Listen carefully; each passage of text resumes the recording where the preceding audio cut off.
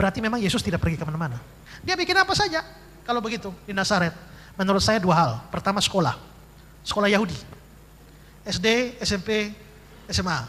Tuhan Anda yang bernama Yesus, katanya Anda yang berbicara sekolah SD, SMP, SMA. Saya pengen tahu siapa gurunya Tuhan, ya kan? Kan kalau Tuhan sudah paling tinggi, kok ada guru yang mengajar Tuhan?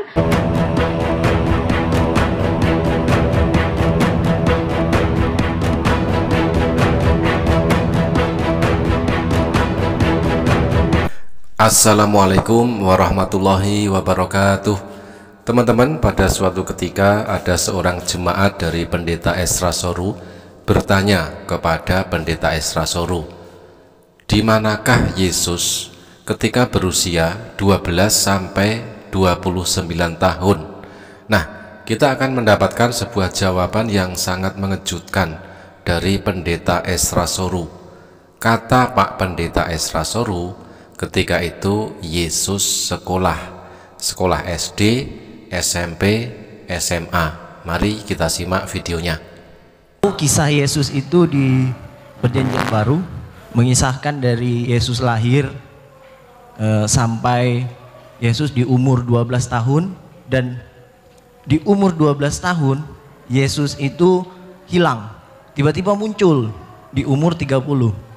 Nah, pertanyaannya, kemana Yesus pada saat itu, dan kenapa kisah-kisah Yesus itu tidak ditulis?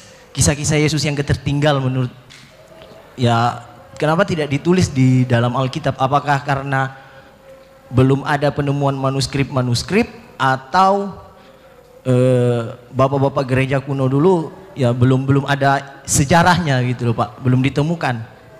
Terima kasih. Ya, itulah tadi teman-teman ya, pertanyaan kritis dari seorang jemaat yang ditujukan kepada Pendeta Ezra Soru. Ketika Yesus lahir sampai usia 12 tahun itu ada tertulis kisahnya di dalam Bible, tetapi ketika usia 12 tahun sampai 30 tahun kok tidak ada kisah-kisah Yesus yang tertulis di dalam Bible di masa-masa usia 12 sampai 30 tahun tersebut. Nah, ini adalah sebuah pertanyaan yang sangat-sangat mengejutkan tentunya bagi Pendeta Ezra Soru. Dan langsung saja mari kita simak bagaimanakah jawaban dari Pendeta Ezra Soru. Saudara bisa mendengar khotbah saya ya, di YouTube ada. Judulnya The Lost Years of Jesus, tahun-tahun Yesus yang hilang. Ini memang mempersoalkan apa yang saudara tanya, karena Yesus memulai pekerjaannya dia berumur kira-kira 30 tahun. Padahal kita tahu bahwa masa kecil dia terakhir dicatat itu adalah umur 12 di Bait Allah ya. Dan setelah itu berarti ada sekitar 17 tahun yang hilang ya. Ini ada berbagai macam pandangan seputar The Lost Years of Jesus. Saya ada berikan banyak kutipan dari Injil Al-Tufulia ada. Terus juga ada pandangan juga dari Pseudo Gospel of Matthew, Injil palsu Matius. Juga ada The Gospel of Thomas, keterangan dari Injil Thomas. Yesus umur 5 tahun, apa yang terjadi? Ini semua, Yesus umur 6 tahun, umur 12 tahun. Lalu adalah The Life of Saint Isa, Nicholas Notovix. Seorang namanya Nicholas Notovix itu membuat buku The Life of Saint Isa. Juga ini Nicholas Notovix. Juga dalam bukunya The Lost Years of Jesus, dia mengatakan bahwa ada data bahwa Yesus itu sampai ke kota Tibet, di sebuah tempat yang bernama Lhasa di ibu kota Tibet, tepatnya biara yang bernama biara Himis. Terdapat ribuan naskah kuno tentang kehidupan Nabi Isa di timur. Naskahnya bisa dipertanggungjawabkan itu Pak? Maksudnya memang... Sebentar saya jelaskan. Ya.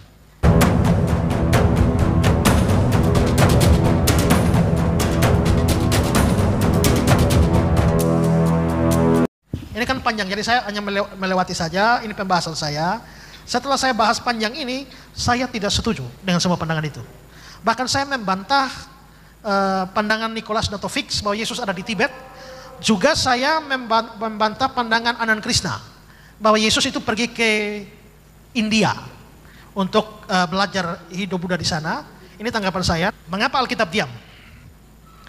Alkitab diam ini karena, perhatikan Yohanes 2, 24-25. Dialah murid yang memberi kesaksian tentang semuanya itu, dan dia telah menuliskannya, dan kita tahu bahwa kesaksian itu benar.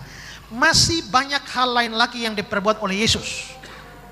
Ya, tapi jikalau semuanya itu harus dituliskan satu persatu, maka agaknya dunia ini tidak dapat memuat suatu kitab yang harus ditulis itu. Katanya tadi Yesus ke Tibet dan pernah juga ke India, tetapi dibantah oleh pendeta Ezra Soru.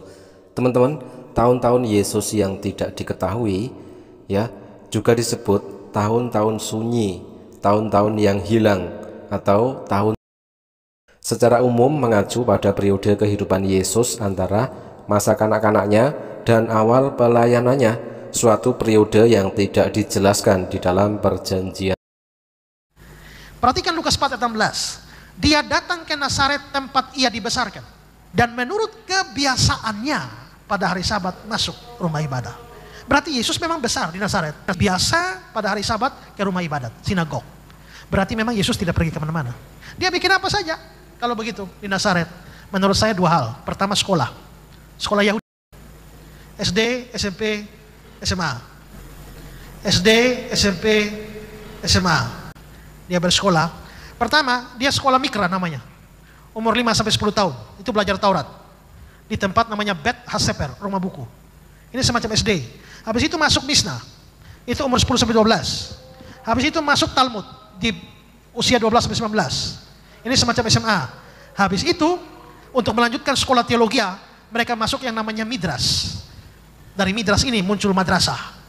Jadi menurut saya ikut sekolahnya Yahudi.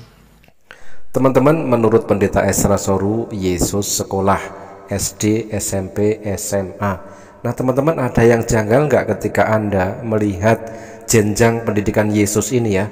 SD normal, SMP normal, SMA teman-teman ya. SMA Yesus ditempuh dari usia 12 sampai 19 tahun teman-teman ya. SMA 7 tahun. Wah, sekolah yang sangat luar biasa tentunya ya. Jenjang pendidikan SMA ditempuh oleh Yesus selama 7 tahun menurut pendeta Ezra Soru.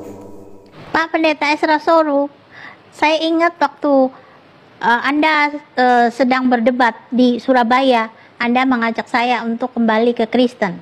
Sekarang saya yang mengajak Anda untuk Anda boleh masuk ke Islam.